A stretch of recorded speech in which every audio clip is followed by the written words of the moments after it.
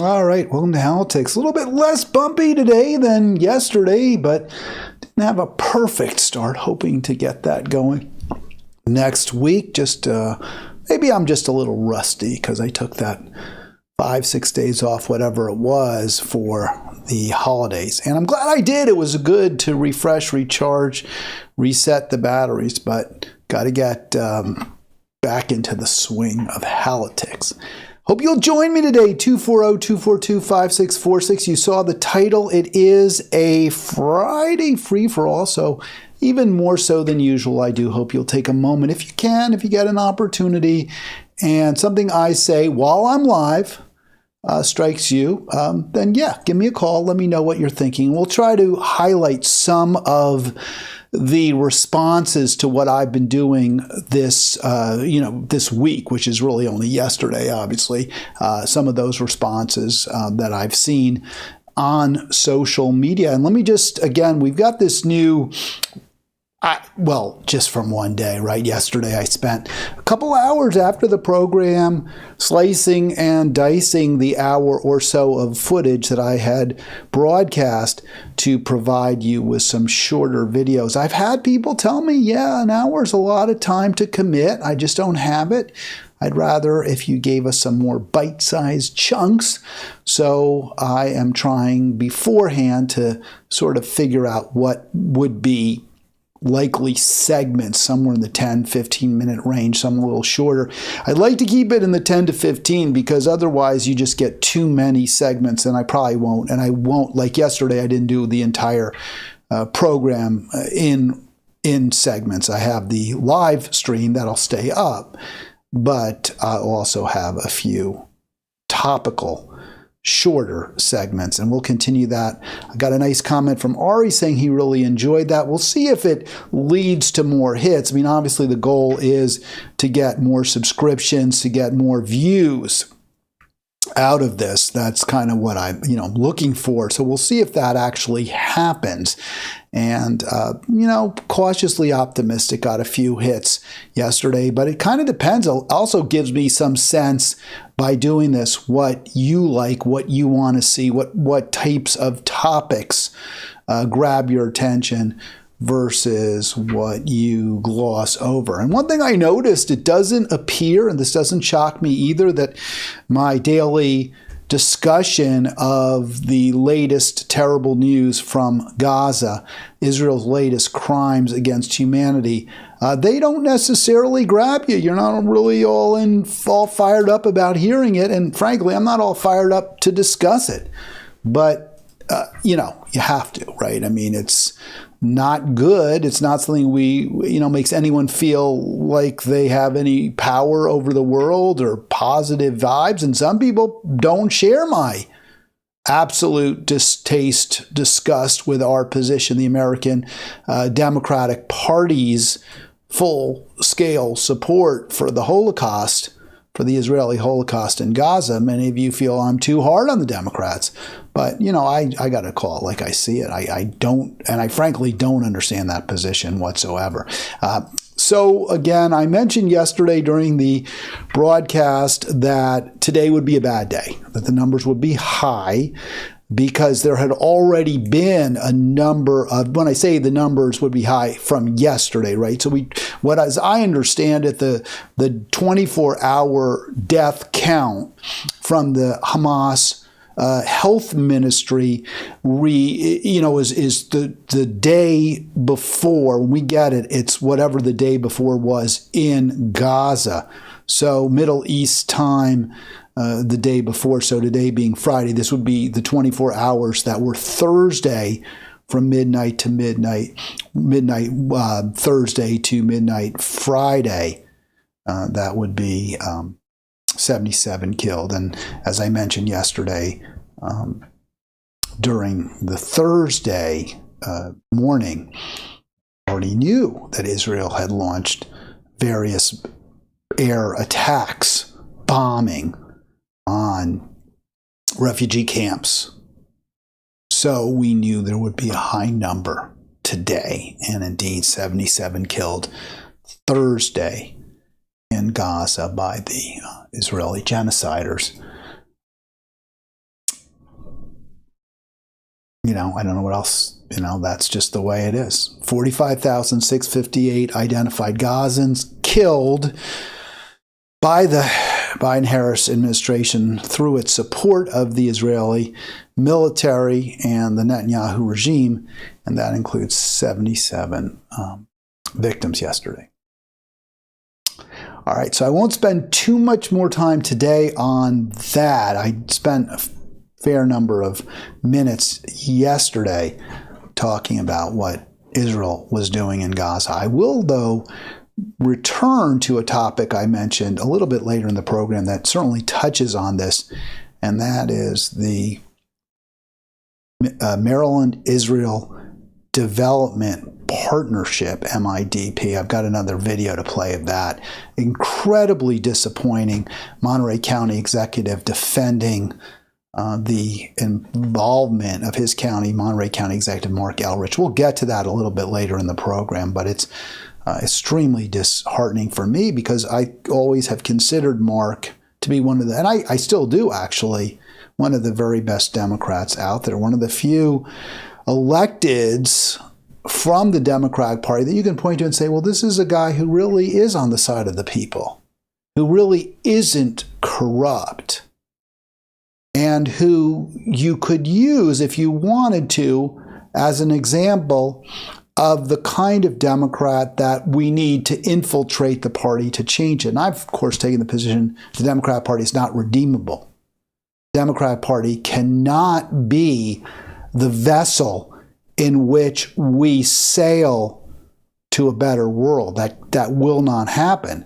But a counter example would be Mark Elrich, who has championed affordable housing, who has done everything he possibly can, in my view, everything reasonably possible to maintain a middle class and a working class that can habitate in Montgomery County. He's really done the best he can. And so I would think he's kind of a counterexample to my argument.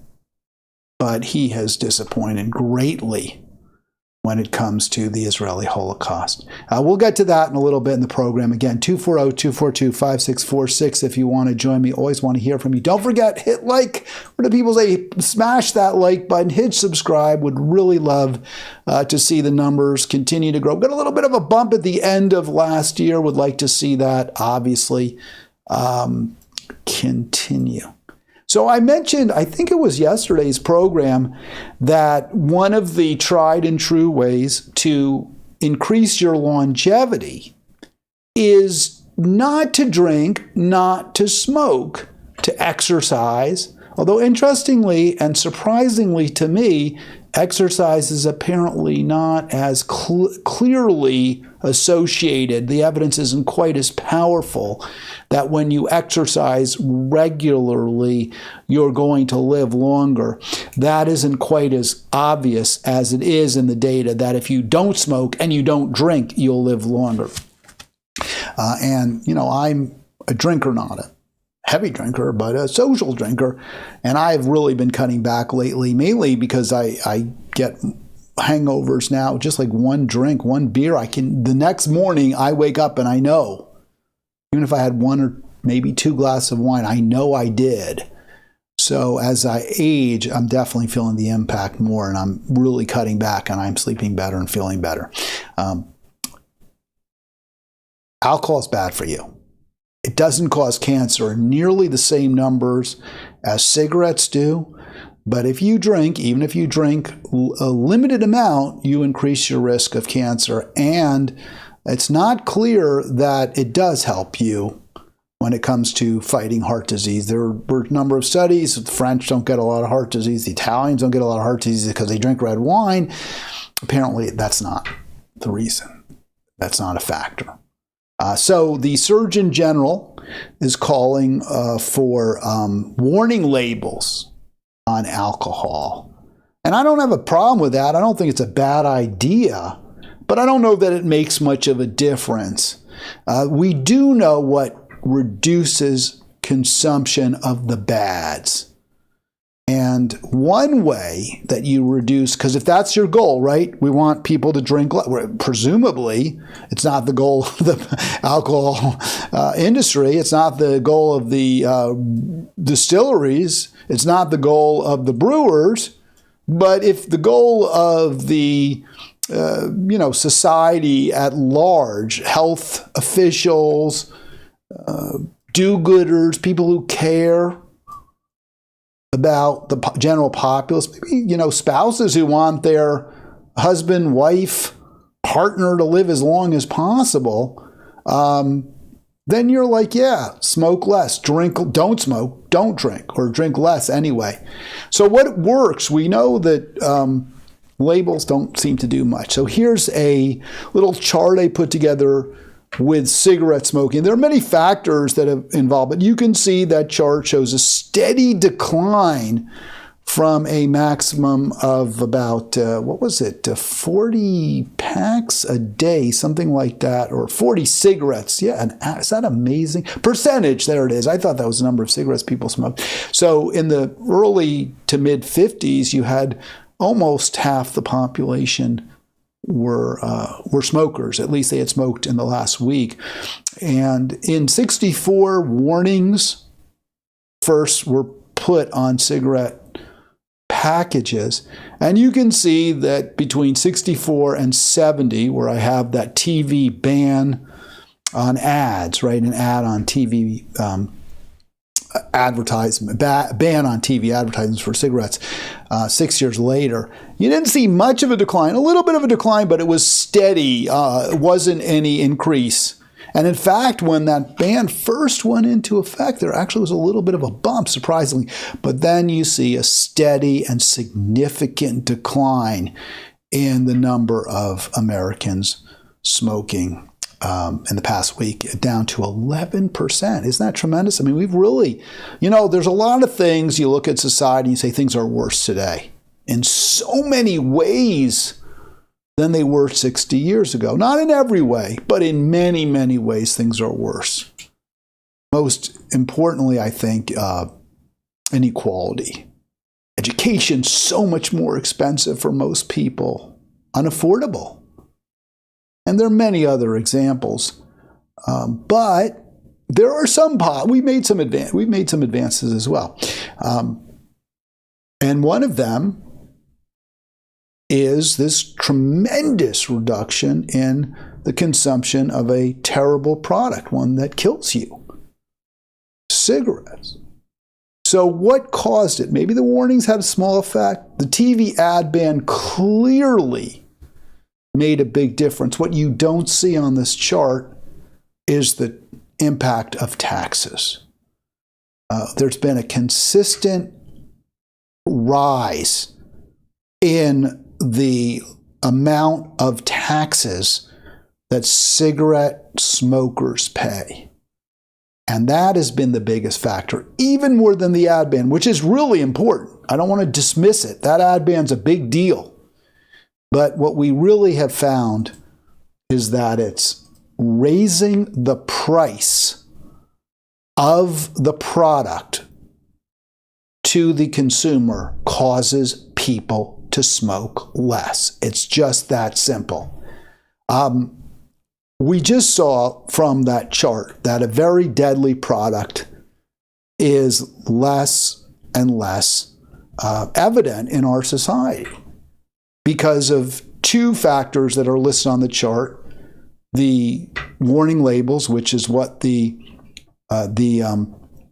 Surgeon General wants put on alcohol, the warning labels, and the ad ban. Now, I think a much better way to reduce, or more effective way to reduce the consumption of alcohol would be to ban the advertisements on TV. Again, we're going to get to the tax, which is the best solution, of course.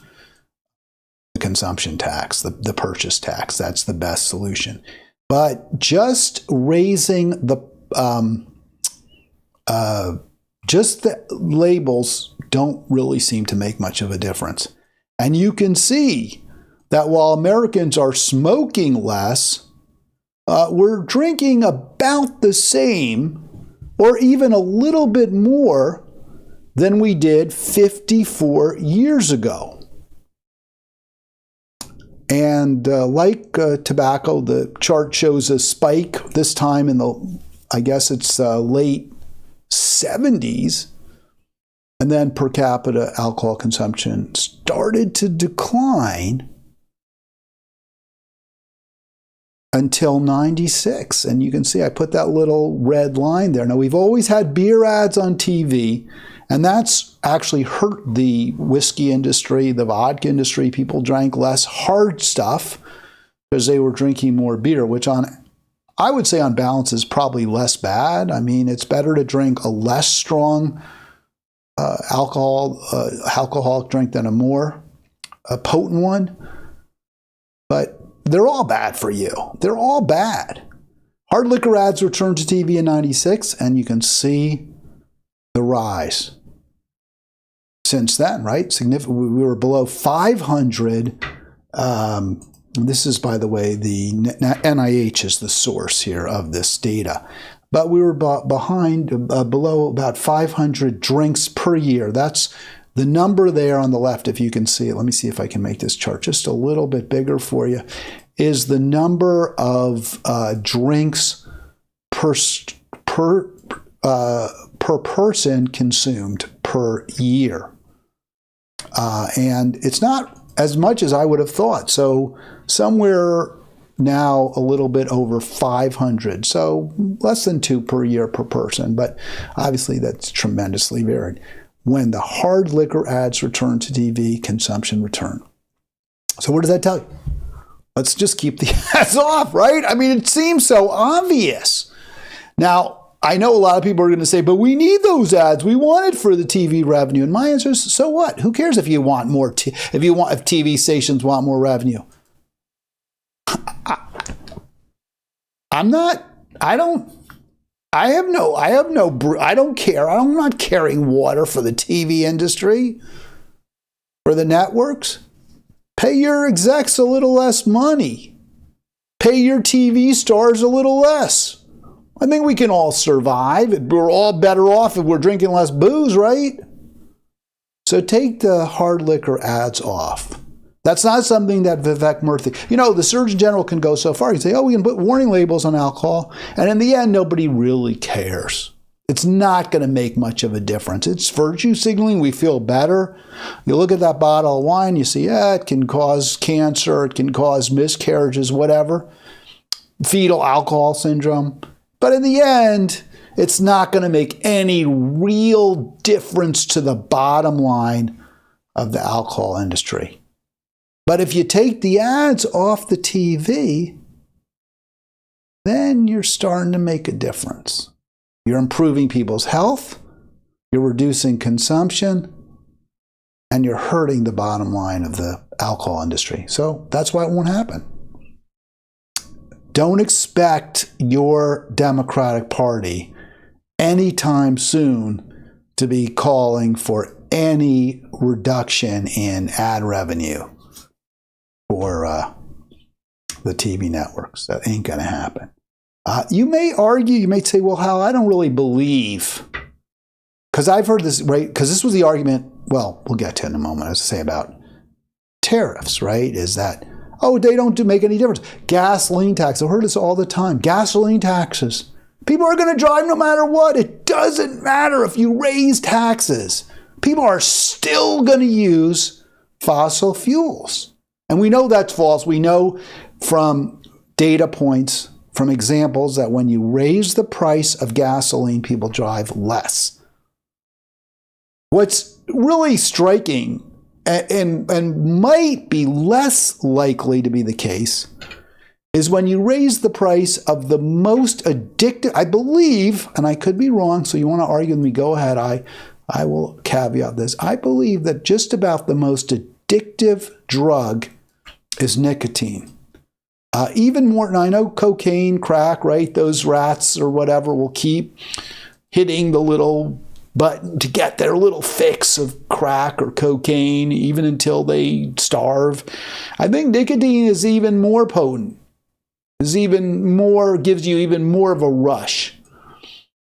And also more of a crash if you don't, right? People who stop smoking, it's almost impossible to quit. Many people say cold turkey's almost, one of the hardest things people can do. And yet, despite all that, this incredibly addictive substance, you raise the price, people smoke less. 10% increase in the price of cigarettes reduces consumption, 4% among adults and about 7% among youth. So the reason it's less among adults is because the two reasons. Adults have more money, but also because they're more likely to be really addicted. But the 7% means fewer people start. Or if they're just experimenting a little, they say, yeah, it's not worth it. It's too expensive. So if you really want to stop the drinking, raise the price. Just make it more expensive. That's worked for cigarettes, worked great. Take it off the airways, raise the price. The problem is we don't have a government. We don't have legislators that are acting in the public good. They're acting for the good of the corporations that contribute to their campaigns and give them jobs when they leave office. So I wouldn't count on any meaningful change policy. I have been very critical. By the way, again, 240-242-5646. Don't forget, let's see if I can get that like up there too. Definitely want you to click like if you already subscribe. And if you don't subscribe, please click subscribe, because it makes a real difference. It means more and more people see. There's the snowball effect. And, hopefully we're making a little bit of a difference here. That's certainly the goal. That's why I do this. One of the real disappointments for me has been the progressive movement. I really got into organizing after I sold the radio station back in 2014, and I kind of flailed around looking for various things to do.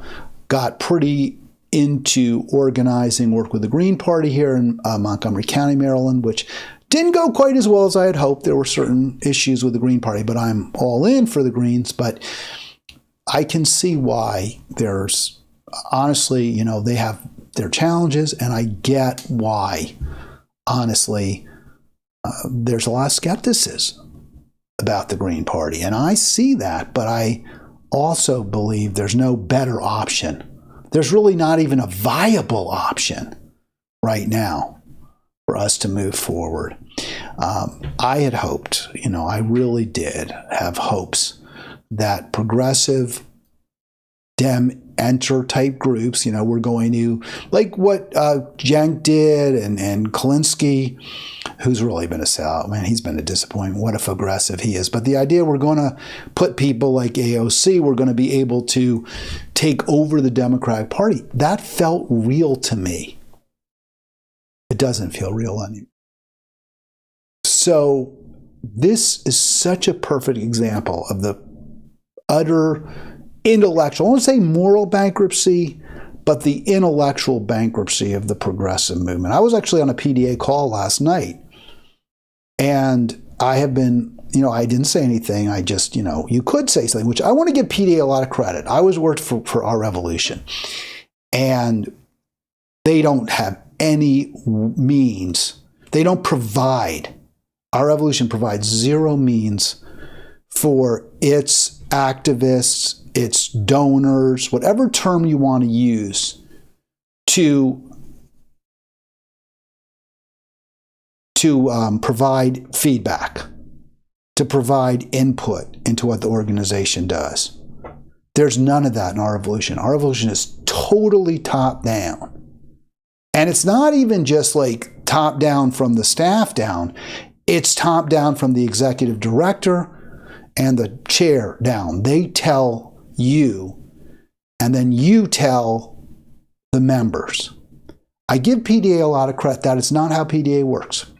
in PDA meetings, everyone gets a chance to raise their hand. They're given an opportunity to speak. It's not like you put a question in and then maybe they'll ask it if they like the question.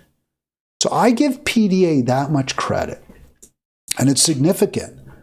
It is a far more democratically run operation than our revolution. But that said, their MO is to promote the Democrat Party. Their MO is to promote those whom they consider to be, those whom they call progressive Democrats, whether they are or not. And they really don't get it, nevertheless. On that call, there was a real, as I mentioned, there's a lot of ways you can input. You can have you get your say on a PDA call.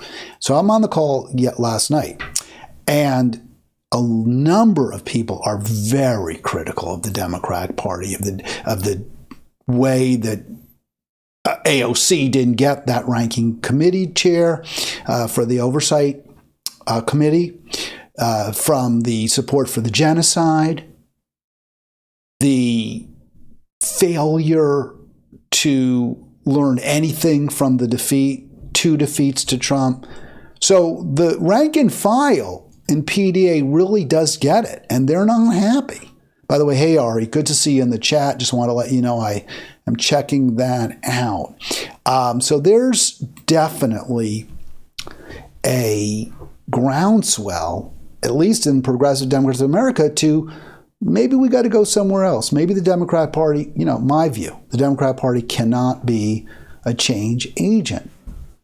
But the leadership there, they're not listening. They give you a voice, unlike our revolution, which doesn't give rank and file a voice. They give you a voice, but they don't listen. So here, their latest call to action is just absurd. It is a complete and utter waste of time. I got this today. Call Jamie Raskin and tell him, what is this? They're saying don't vote or vote not to seat the insurrectionist. It's a complete performative. It has no meaningful value whatsoever. Congress is in Republican hands. Trump is going to become president. You're not going to stop him. No matter what you say about an insurrection or not, you aren't going to keep him out of the White House. Why would you think that a purely symbolic move has any real value?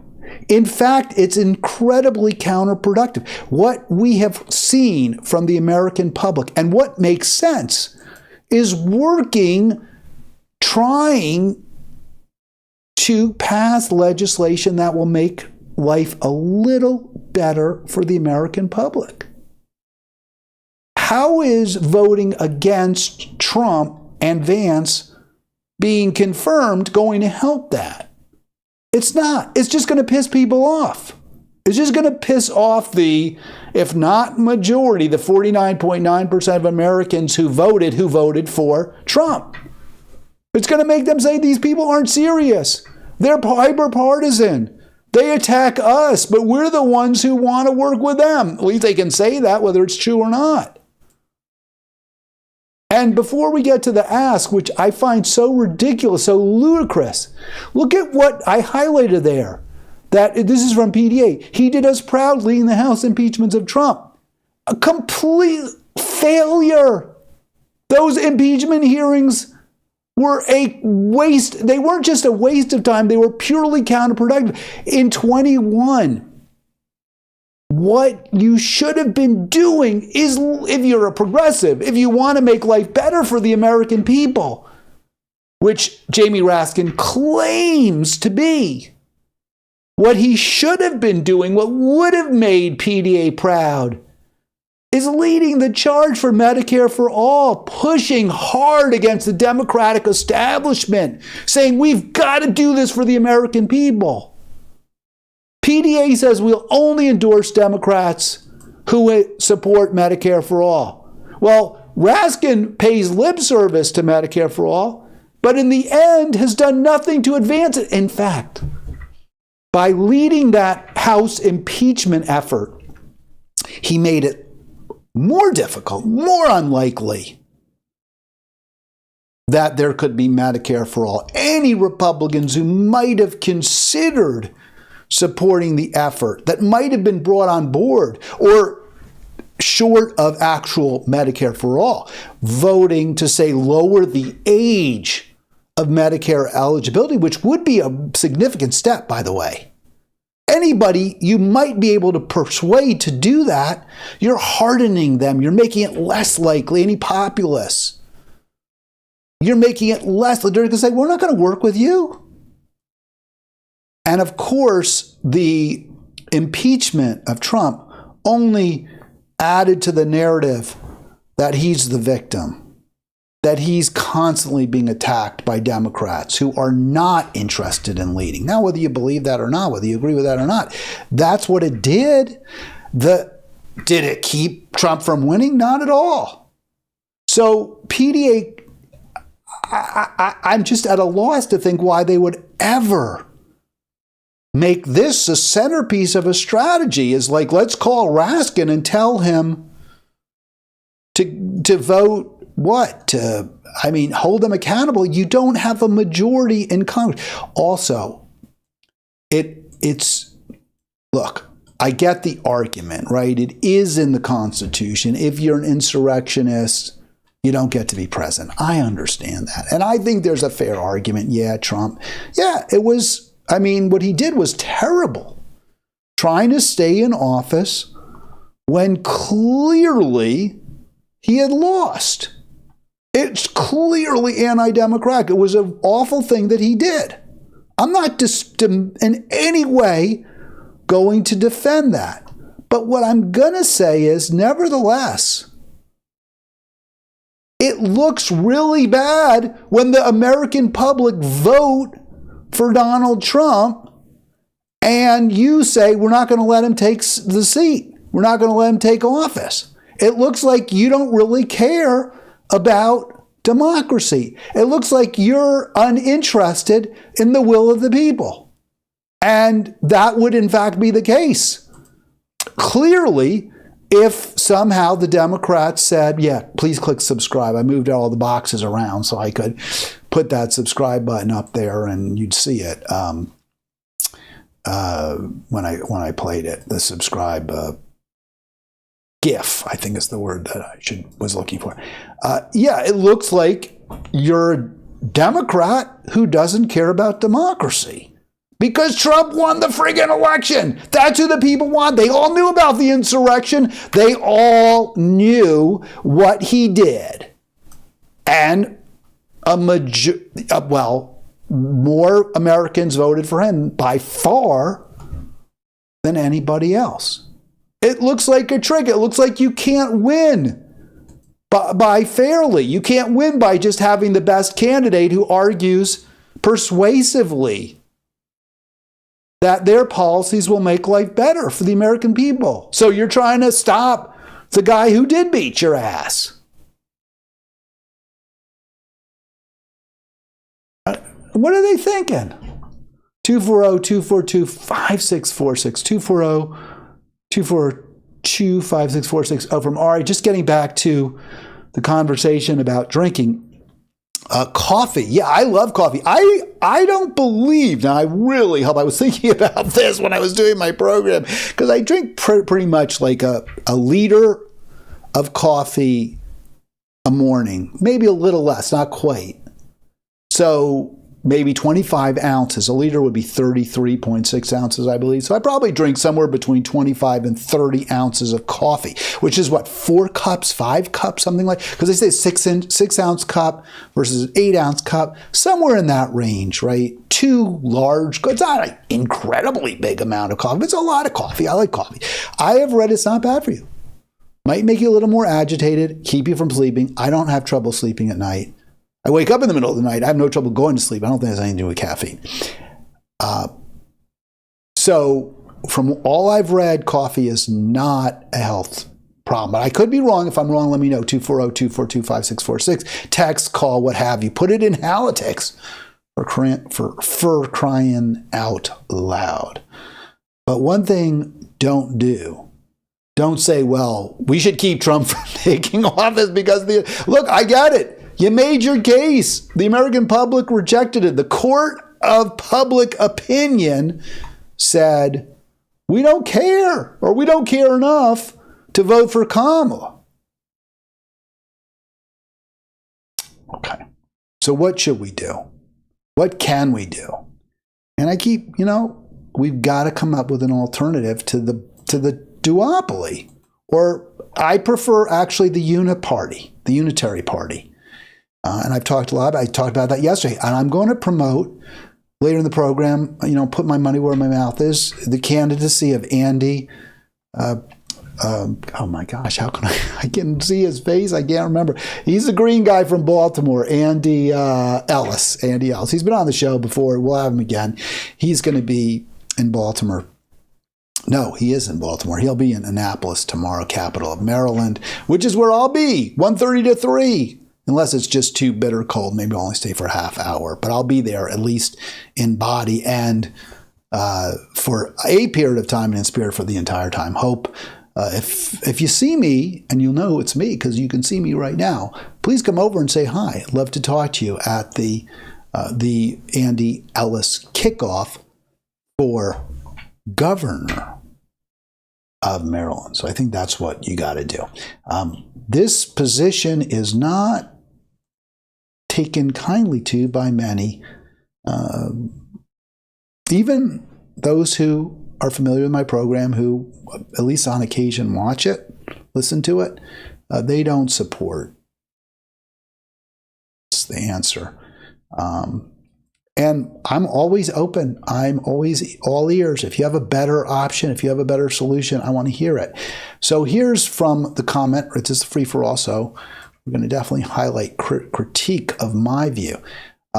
There he goes again, promoting the Green Party that only attracts 1%. Man, I wish it was 1%. I think it was like 0.6, 0.7%. Even in Michigan, where you had a lot of Muslims voting for Jill Stein, I don't think they even got to 1% in this election.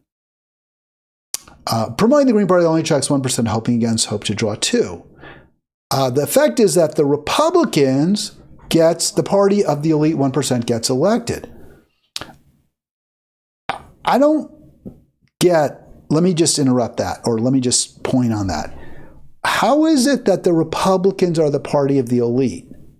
I agree that Republican parties benefit the billionaire class, but so do Democratic Party politics.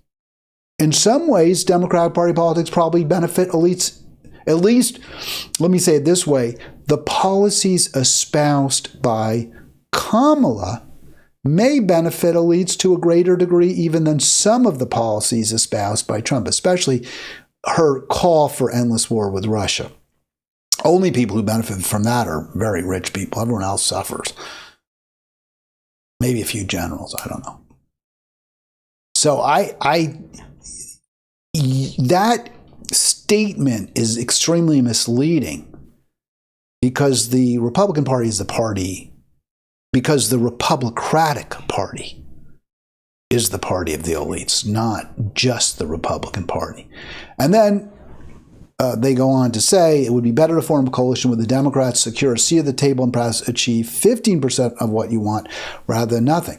Well, there's no way the Democrats, first of all, there aren't right now, based on what you said, anywhere near 15% of the population that's green that could have some impact on the Democratic Party. But the rank and file in the Democratic Party has no impact. The Democratic Party's policies do not reflect any pressure from below. Like our revolution, like the institution I was complaining about earlier, the one that I worked for. The Democrat Party is a top top-down organization. Grassroots pressure has no impact. Even money, at least grassroots money, has no impact. It is extraordinary to me that AOC raises 10 times as much as Jerry Connolly. And yet, the Democratic establishment, the elites, the party itself, gave him a 50-vote majority when selecting chair for the House Oversight Committee. Even the money that AOC raised wasn't enough for them because it came from poor, struggling, working, it came from middle-class people. They want concentrated money. They want billionaire-class money. That's who makes the rules in the Democrat Party. That's who determines policy in the Democratic Party. So you can't change them. They're not amenable to change. So I wrote, what's your solution? It's obvious that the Democrat Party is a big part of the problem. So what do you propose? And the proposal was in that question. So it was a bad question by me. I didn't read it as closely as I should have because the commenter had said they should form a coalition. Well, ain't going to happen. Even if the Greens said, okay, we'll support you, the Democratic Party isn't going to listen. The Democratic Party wouldn't let a Palestinian supporter speak at the Democratic convention. Even a supporter who was going to endorse Kamala, who was going to say she's the right choice. We want her to be president. They wouldn't even let that individual speak at the convention. The Democratic Party is just as much the billionaire party. Who spoke at the Democratic convention? The real-life billionaire, J.B. Pritzker, and he bragged about it. I do this because we have to move away from the party. And nobody else is saying that. They just refuse. You just saw from PDA. Oh yeah, let's call Jamie Raskin. We're going to make it partisan. We're not going to say to Jamie Raskin, work with Republicans to end the war in Ukraine. Work with Republicans to stop the killing by Israel. I don't believe every Republican supports Israel to the end. They don't. One of the best representatives when it's come to stopping the killing is Tom Massey, a Republican from Kentucky. He votes against Israel every single time. Why isn't PDA saying to its rank and file, hey, let's try to figure out ways we can get policies through that will make life better for the American public, which is what the American people want. Instead, they're saying take this absurd, utterly counterproductive, and completely doomed to fail quixotic campaign to get a few Democrats to vote against confirming Trump and Vance as president and vice president. But let me just, to be fair to my commenter, who is a great commenter and has been very, very, if you know who he is or know who they are, been very, very helpful to me, very, very supportive. But we just fundamentally disagree. So the proposal is Greens work within the Democratic Party rather than going their own way. Well, how do you work with a party that's all in for genocide? How do you work for a party that rejects, if you're Green, if the Green Party, if it stands for anything at all, and there's one thing it does stand for, and that is no corporate money. We don't accept contributions from corporations. How can that party work with the Democrats who are hand in glove with the defense, the military contractors, who are hand in glove with the for-profit healthcare industry, who are hand in glove with the oil and gas industry? You can't. It's oil and water.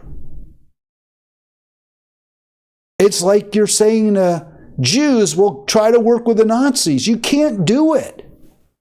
It's like saying to Palestinians, try to work with Netanyahu. You can't do it.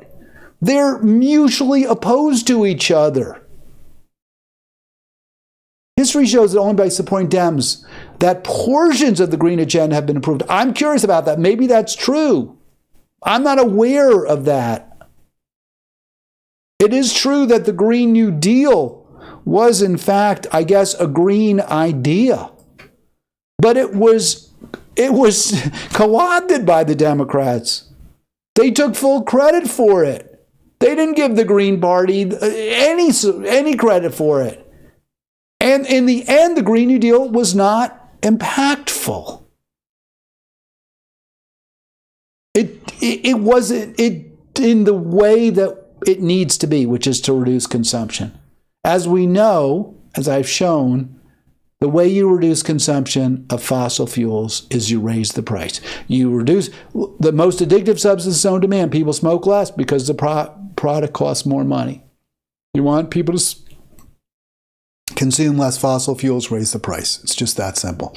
240-242-5646 if you want to join me. 240-242-5646. No, the Greens cannot work within the Democratic Party. The Green Party will not be allowed any meaningful influence. Yes, maybe an idea or two if they don't threaten elites will be allowed.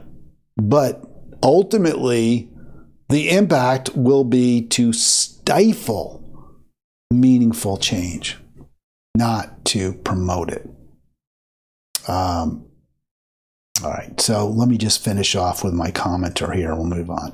The Green vote for Stein was not the only factor that spoiled Harris's election. The friction within the progressive wing. What friction? There wasn't any. Honestly, I'm not aware of any friction within the progressive wing. The Democratic Party, Progressives PDA, they were all in. They were campaigning in Pennsylvania for her. I'm not aware of any friction. AOC, full-throated support. Bernie, full-throated support.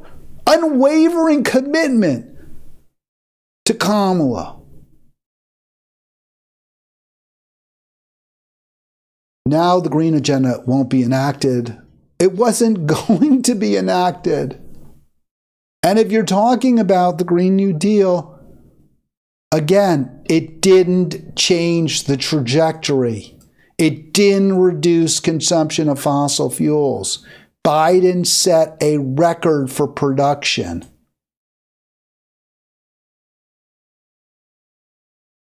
You have to raise the prices.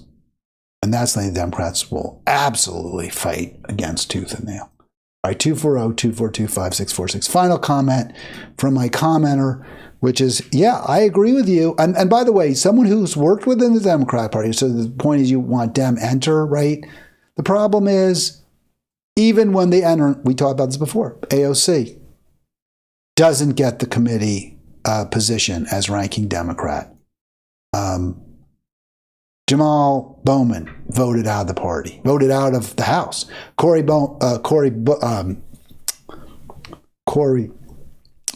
what's her name now? Cory Bush voted out of office by AIPAC and the Democratic voters. So mankind's current approach to environmentalism is unsustainable for more than a few generations. It's actually unsustainable right now. It's unsustainable for this generation. So we have to do something right now. We have to take immediate revolutionary steps. We can't pursue an incremental approach, an incrementalist approach, which has failed completely. Just want to say one quick thing about that, people working within the party. If you take issue, if you go against the prevailing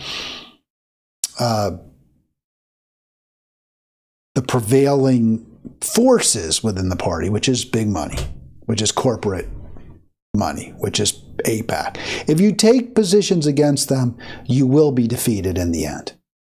Now, you may not lose your race, right? Because we saw Ilhan Omar won. You may be in a safe district. Rashida Tlaib won.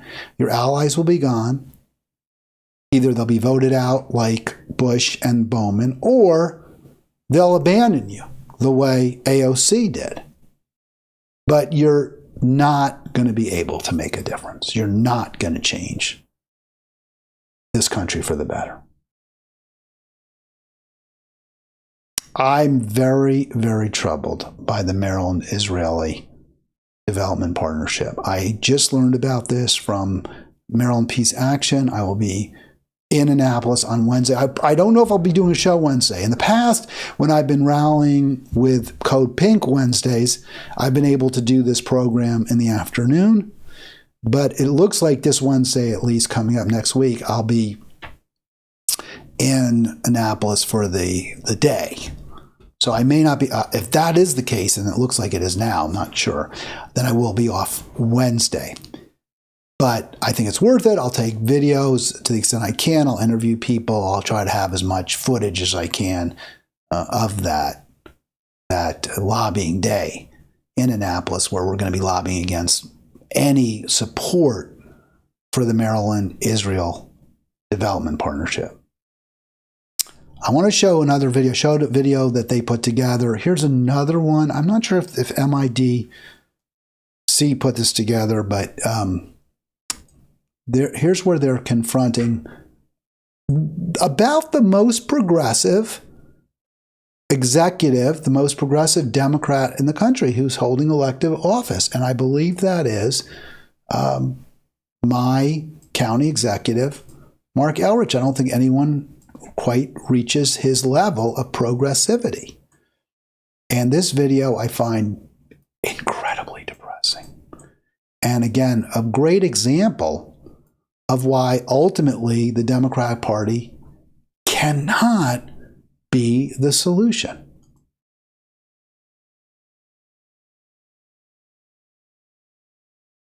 All right, so where's our video? Where's our audio? There's the... Good evening, County Executive.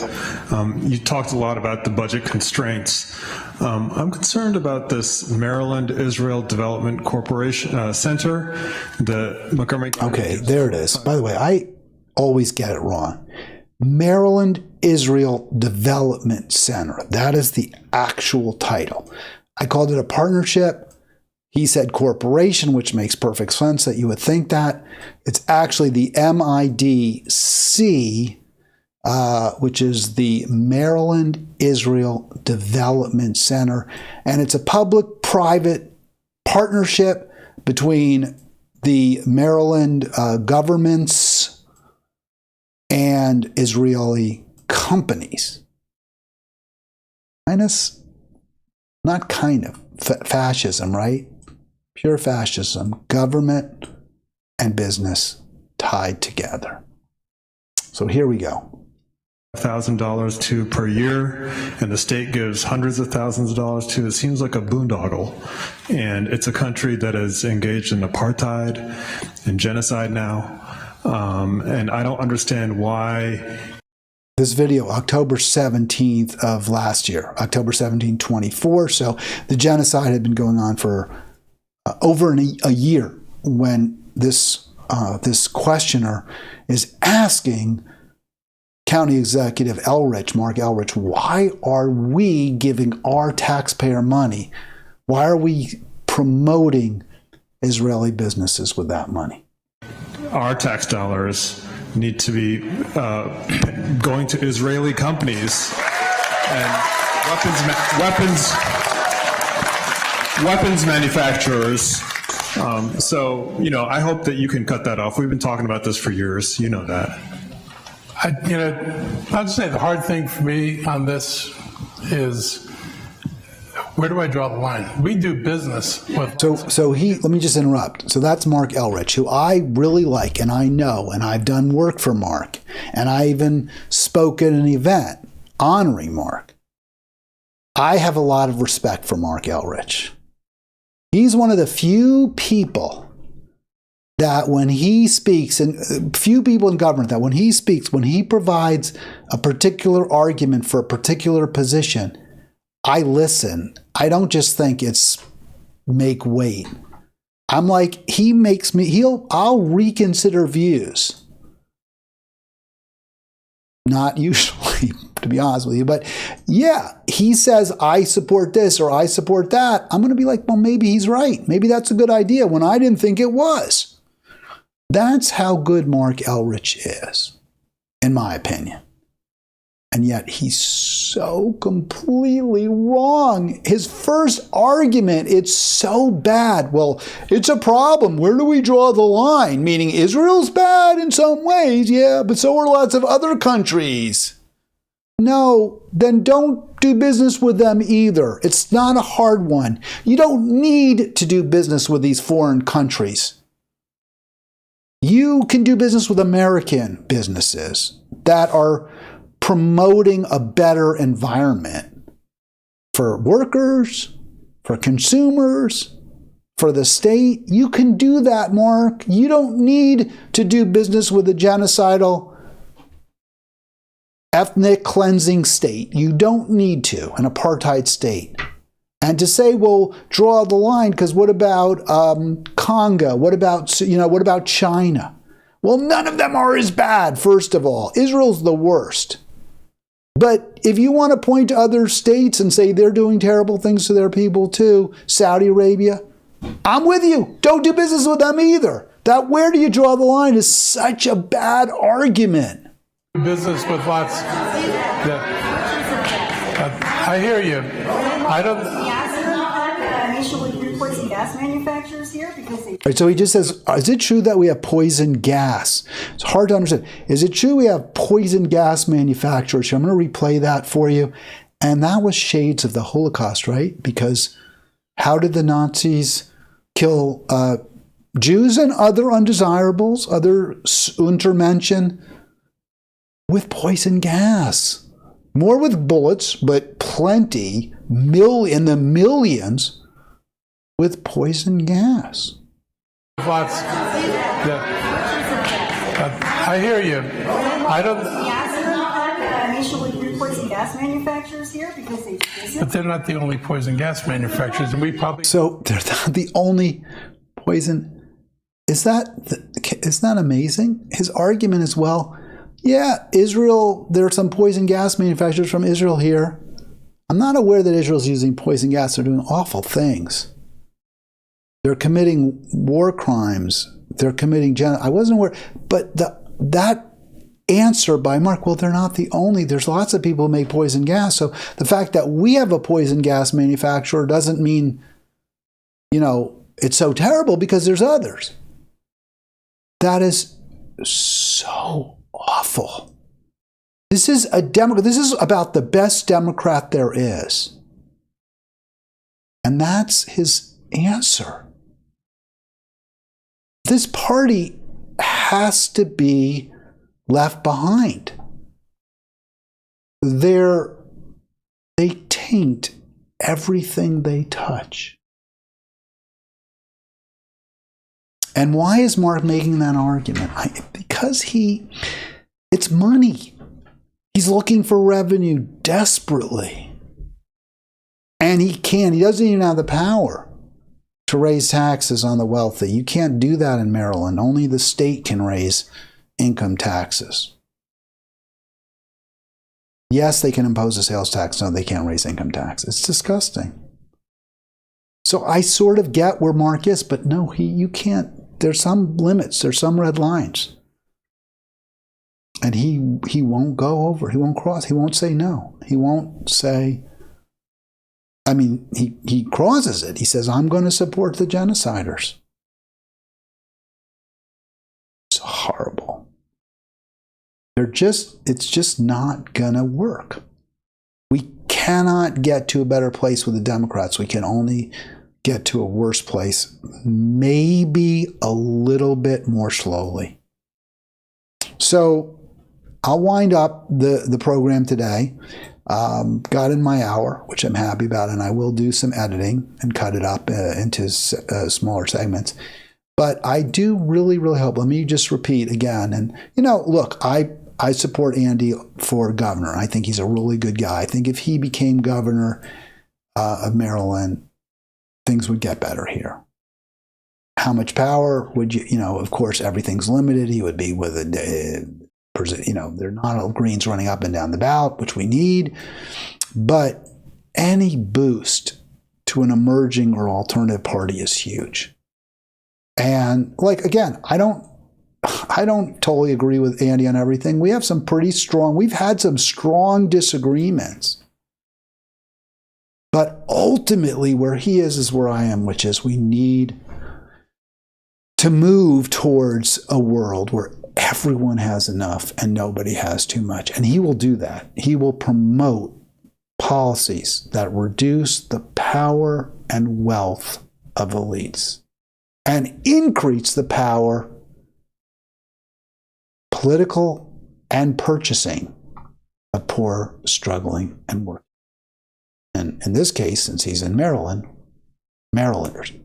All right, I'll be back Monday, but I will let you know, I will regale you with tales of my visit in frigid cold temperatures to Annapolis tomorrow.